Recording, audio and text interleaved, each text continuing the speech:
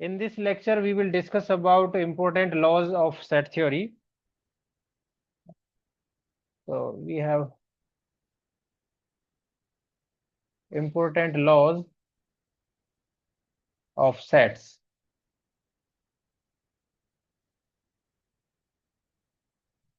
So first law we will discuss here, that is identity law. पहला law होगा identity law. Identity law. So the identity law we define as let A be any non-empty set. Non-empty मतलब at least contain one element. Non-empty set. So then the first part of the law is A intersection universal set is equal to A, and second part A union phi is equal to A. अब यहाँ पे जैसे आपने देखा universal set और phi means null set. So here we can write down as universal set and phi null set.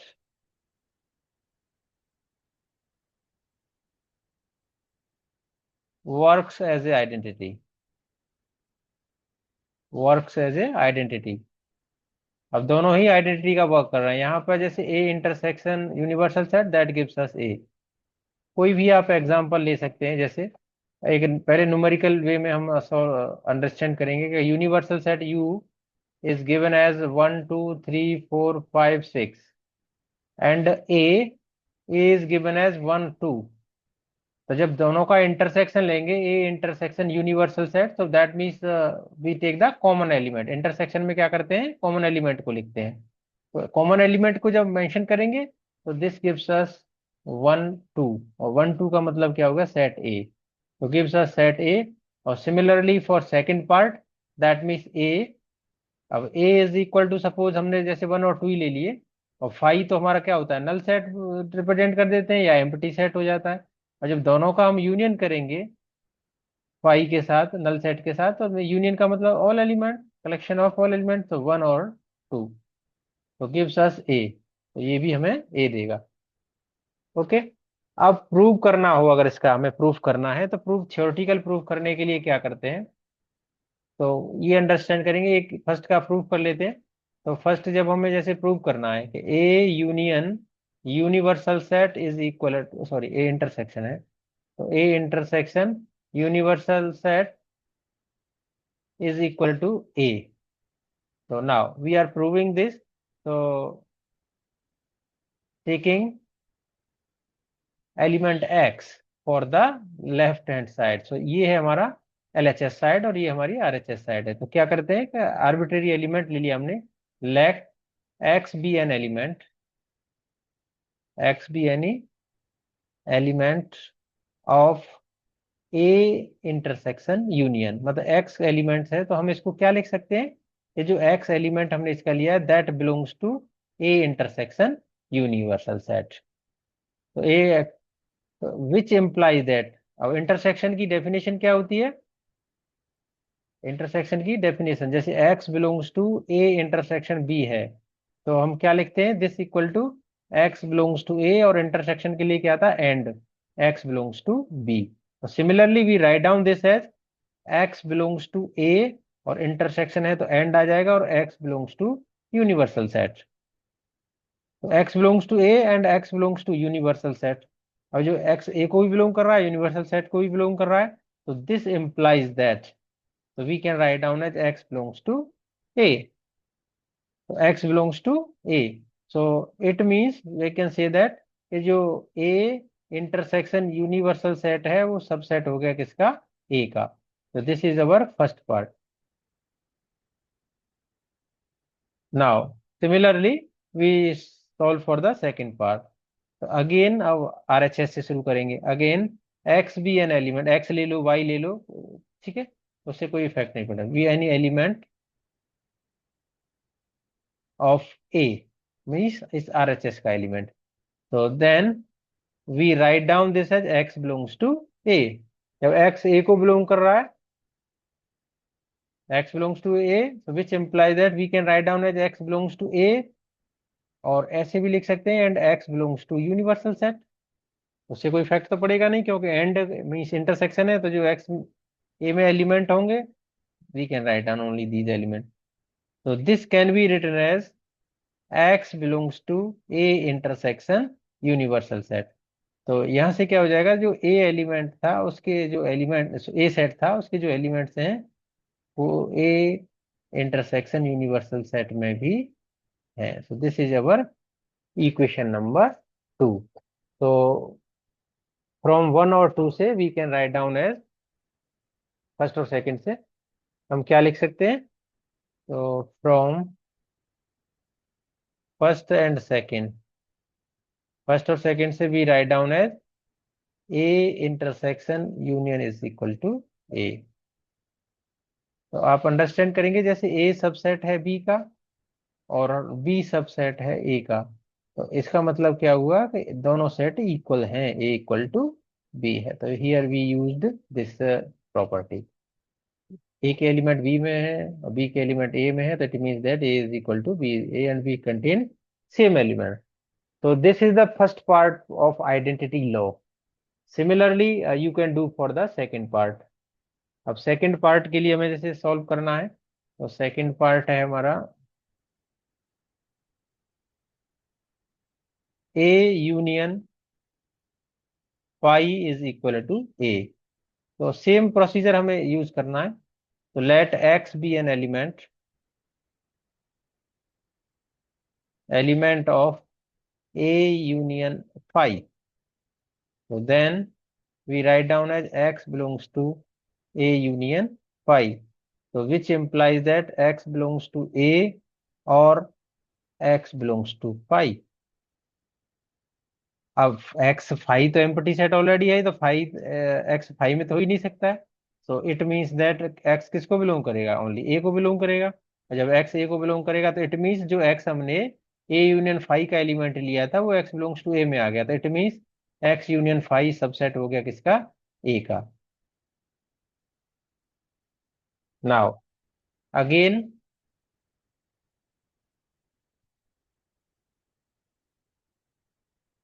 Late x be an element. कुछ लोग y से सॉल्व करते हैं सेकंड पार्ट को, कुछ z से या मतलब अनदर वेरिएबल से, we can solve for x not issue. Element of a, अब RHS का एलिमेंट लिया हमने, इस RHS का a का एलिमेंट है, तो then we can write down as x belongs to a। और जब x बिलोंग्स टू a कर रहा है तो इसको हम क्या लिख सकते हैं, x बिलोंग्स टू a और x belongs to 5, because 5 is the empty set, तो 5 में तो बिलोंग करेगा नहीं, तो x belongs to a।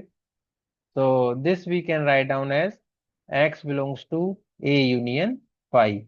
So it means that A is the subset of A union phi. So this is the equation number second.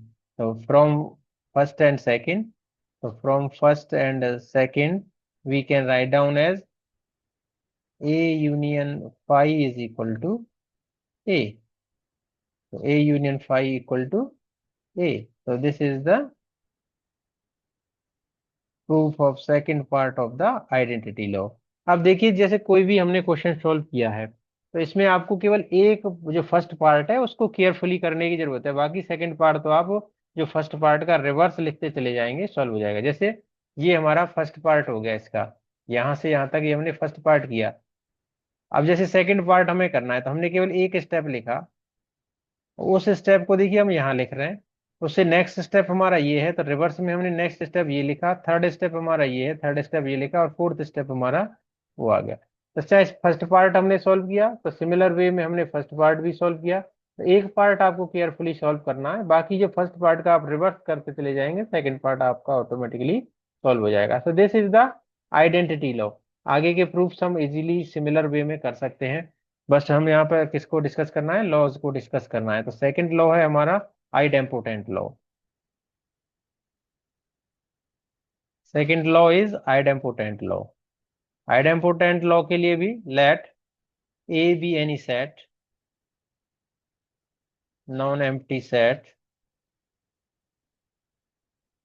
तो then first part है इसका idempotent law के लिए, A intersection A is equal to A, और second part है इसका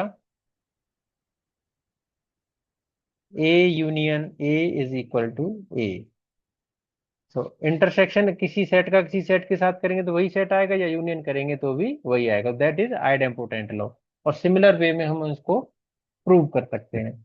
okay, so here we discuss only laws, we are not proving all the laws. Third law is the associative law. अब associative law के लिए we require three sets, A, B and C be three non-empty sets.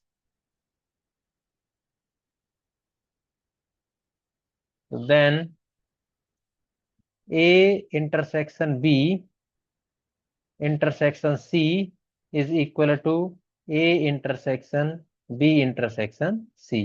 तो ये भी दोनों intersection और union के लिए सेपरेटली फॉलो करता है। तो A union B union C is equal to A union B union C. तो एसोसिएटिव लॉ हेरिडिटरी लॉ होता है, ये तो हर केस में आपको सेटिस्फाई करेगा ही करेगा। तो ये हो गया, या कम्यूटेटिव लॉ हो गया। Now we move to the fourth law, that is the commutative law. Commutative law, तो कम्यूटेटिव लॉ के लिए we use two sets, let A and B be two sets. So then for intersection A intersection B is equal to B intersection A, or for union A union B is equal to B union A. So this is our fourth law, that is the commutative law. ये भी hereditary law बोलते हैं या hereditary property बोलते हैं, तो always hold करता है हर केस के लिए। Now we move to the fifth law, that is the distributive law. Distributive law. For distributive law, we have three sets. So let A, B, and C be three sets.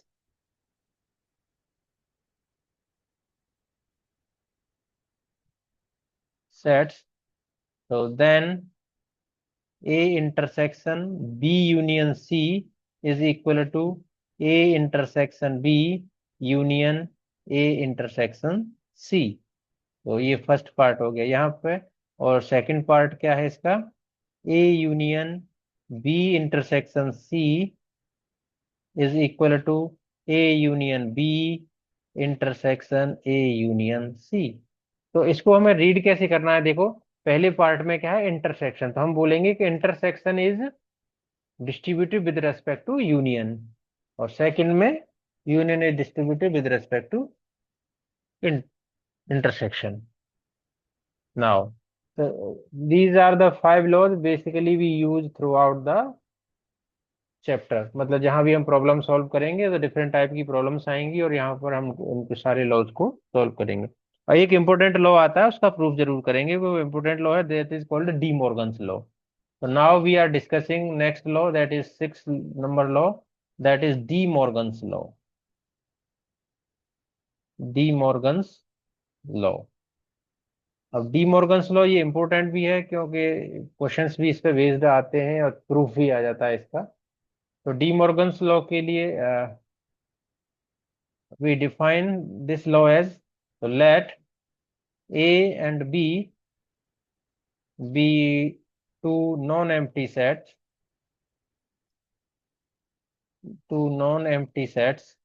so then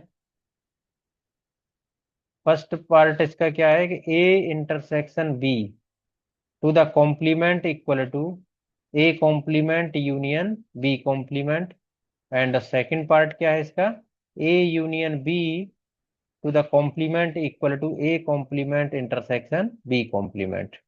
अब यहाँ पे आपको complement की definition की जरूरत पड़ेगी। तो जैसे x बिलोंग्स टू कर रहा है a को, तो this implies that x not belongs to its complement. Because complement क्या कहता है, कॉम्प्लीमेंट ये कहता है कि that universal set minus A, तो कोई एलिमेंट जो ए में ना हो वो उसके कॉम्प्लीमेंट में होगा। नाउ अब we are doing proof of this. अब प्रूफ के लिए फर्स्ट पार्ट का जैसे हमें प्रूफ करना है, तो let x be an element, x be an element of A intersection B to the complement. जैसे ये एलएचएस पार्ट है तो इसका एलिमेंट हमने अज्यूम किया। अब इसको क्या लिख सकते हैं, तो देन हम we can write on X belongs to, इसका एलिमेंट है तो उसको बिलोंग करेगा, तो A intersection B to the complement which implies. अब जैसे कोई भी एलिमेंट मैंने कहा आपको अगर उसके कॉम्प्लीमेंट में बिलोंग कर रहा है, एक्स बिलोंग ए कॉम्प्लीमेंट में कर रहा है, तो फिर वो ए में नहीं होगा, it means not belongs to A होगा। तो इसको हमें क्या लिखना है, x belongs to its complement, तो x not belongs to A intersection B, तो एक्स ए इंटरसेक्शन बी में नहीं होगा। अब जब एक्स ए इंटरसेक्शन बी में नहीं होगा, तो अब आपको प्रॉपर्टी इसके साथ साथ ध्यान रखनी होगी।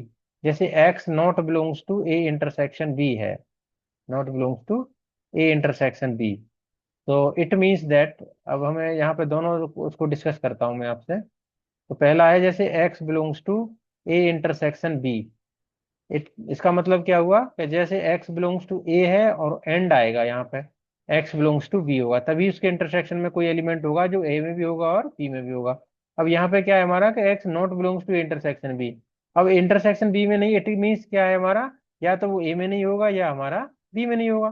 तो इसको हम क्या लिख सकते हैं, नॉट बिलोंग्स टू a और x not belongs to b, या तो वो a में नहीं होगा या b में नहीं होगा, इसलिए वो a उसके इंटरसेक्शन में नहीं है। Clear? So now we can write down this as x not belongs to A or x not belongs to B. So we can write down as, which imply that जब A में नहीं होगा तो कहाँ होगा, इट्स कॉम्प्लीमेंट में होगा, A complement में होगा, और अगर B में नहीं है तो कहाँ होगा, it will be in B complement. तो x belongs to A complement और x belongs to B complement, so this can be written as x belongs to A complement और में क्या आता है हमारा यूनियन और बी कॉम्प्लीमेंट, तो we can write down as. तो नाउ अब हमने जो एक्स एलिमेंट लिया था वो किसका लिया था, ए इंटरसेक्शन बी के कॉम्प्लीमेंट का, बट वो एक्स कहाँ आ गया, इसमें आ गया, तो इट मीन्स दैट जो ए इंटरसेक्शन बी का कॉम्प्लीमेंट है वो क्या हो गया, वो सबसेट हो गया A complement union B complement का। तो ये हो गया हमारा फर्स्ट इक्वेशन। अब आरएचएस का एलिमेंट लेके चलेंगे, उसे सबसेट दिखाएंगे, तो आरएचएस में क्या है, A complement union B complement.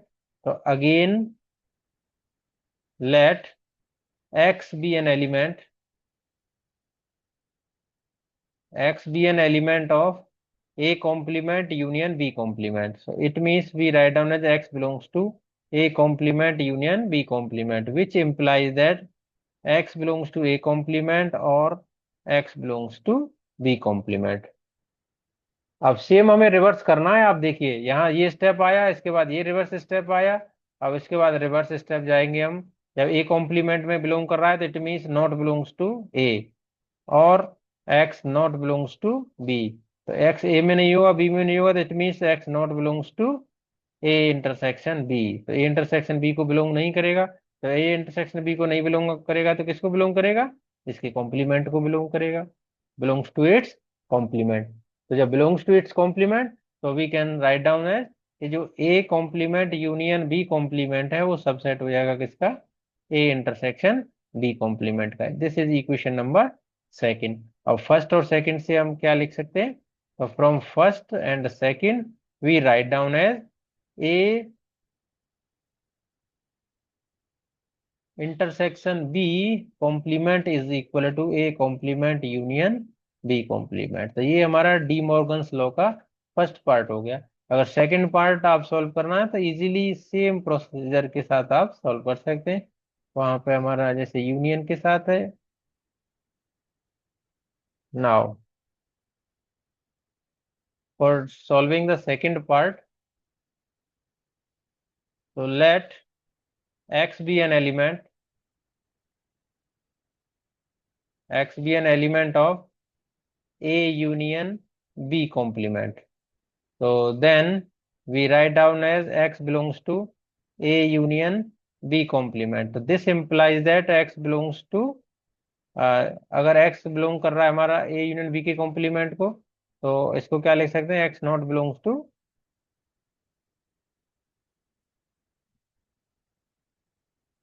X not belongs to A union B. जब x not belongs to A union B, अब कोई भी एलिमेंट जो उसके यूनियन में ही नहीं है, तो इसका मतलब क्या हुआ कि वो न तो ए में होगा और ना ही बी में होगा, मतलब एंड आएगा यहाँ पर, ना ए में होगा ना ही वो बी में होगा, क्योंकि जो उसके यूनियन में ही नहीं है। तो अब इसका मतलब फिर आगे क्या लिखना है हमें कि जब ए में नहीं होगा तो कहाँ होगा, उसके कॉम्प्लीमेंट को बिलोंग करेगा। एंड बी में नहीं होगा तो कहाँ होगा, उसके कॉम्प्लीमेंट को बिलोंग करेगा, सॉरी बिलोंग करना है, बिलोंग्स टू बी कॉम्प्लीमेंट। अब जब ए में हो, ए कॉम्प्लीमेंट में बी कॉम्प्लीमेंट में आ गया, तो इसको क्या लिख सकते हैं, X belongs to A complement, और एंड का मतलब इंटरसेक्शन बी कॉम्प्लीमेंट। तो हमने जो एक्स एलिमेंट लिया था वो ए यूनियन बी का कॉम्प्लीमेंट लिया था, बट वो एलिमेंट हमारा कहाँ आ गया, अब A intersection A complement intersection B complement. Now so we write down this as A union B to the complement is subset of A complement intersection B complement. So this is our part one. अब same RHS part का element ले लेंगे, तो again let a X be an element, x be an element of A complement intersection B complement. So then